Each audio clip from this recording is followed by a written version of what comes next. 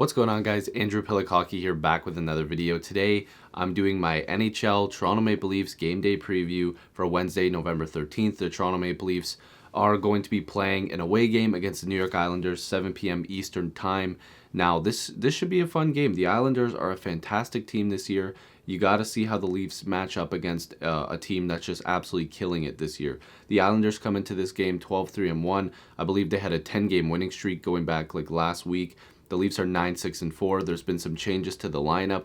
Of course, Mitch Marner is out. He's going to be injured for at least a month, according to all early reports. Zach Hyman should be back in the lineup, and of course, John Tavares is back in the lineup. He's played a couple games now, and he's playing his former team, so there should be a lot of people booing there, of course. Now, I'd also like to get out of the way. Shout out to the Chicago White Sox. This hat is fire. A lot of people got really angry the last time I wore this. Guys, I'm a Blue Jays fan, but I love sports, I love baseball, and I love this hat. Like, I just like the hat. People were angry. I'm a Jays fan, guys. I just like the hat, but needed to get that out of the way.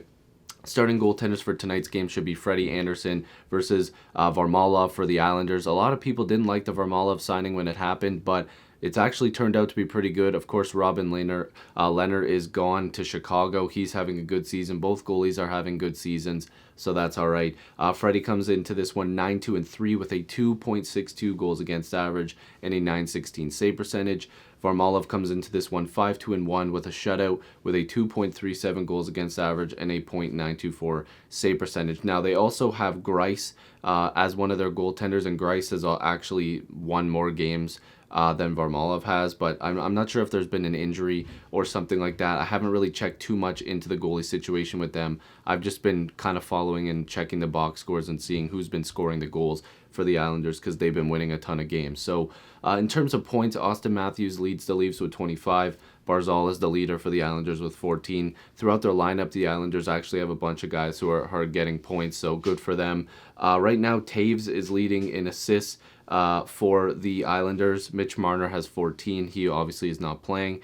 Goals, Matthews has 13. Barzal has 7. Barzal is one of the most fun guys in the league to watch, in my opinion. And like I said, with goaltender wins, Freddie Andersen has 9.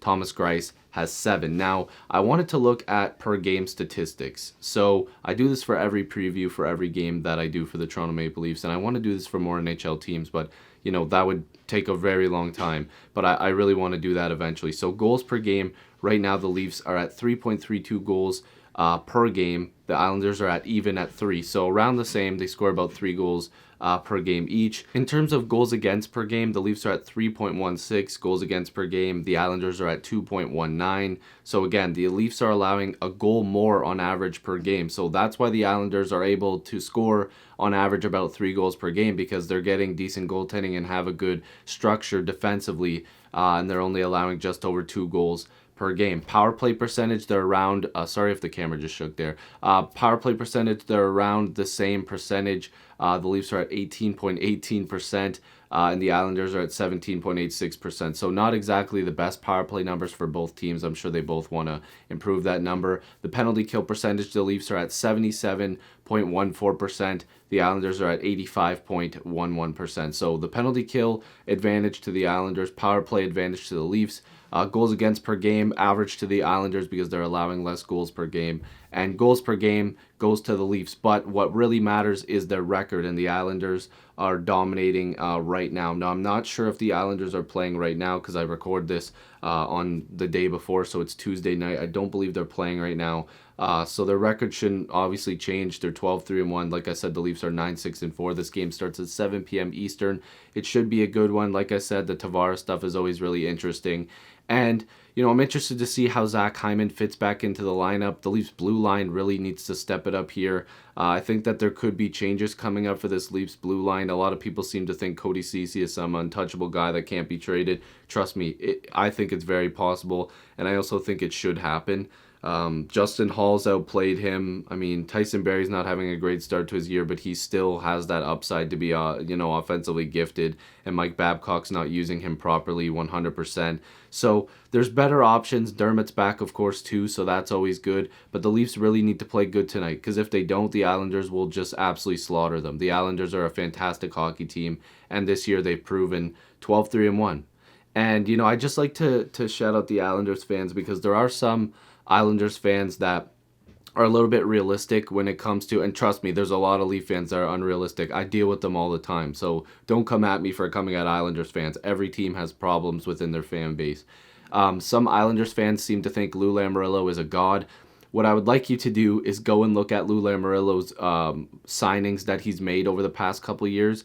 Some of those contracts are absolutely terrible. So until before you start calling this man a god, please look at some of the work he's done, some of the trades he's made haven't really had any impact, and some of the moves are just terrible. He's made some good moves, but a lot of them are pretty bad. So before you go calling him a god, the Islanders had a pretty solid system in place before he even got there, and then he brought in guys like Leo Komarov and Matt Martin, and to be honest with you guys, those guys don't really do anything. So that's just what I wanted to say there. If you're new to this channel, make sure to subscribe. And by the way, before, again, I gotta cover myself up here a little bit. I met Lou Lamoriello. He's a great guy. I'm not dissing him. He's obviously a fantastic GM over his career, but some of the things he does are a little bit overrated. But like I said, if you're new to this channel, make sure to subscribe. Love to have more hockey conversations with you. Join the squad. Let's get to 7,000 subscribers. I'll see you guys in the next video or stream. Peace.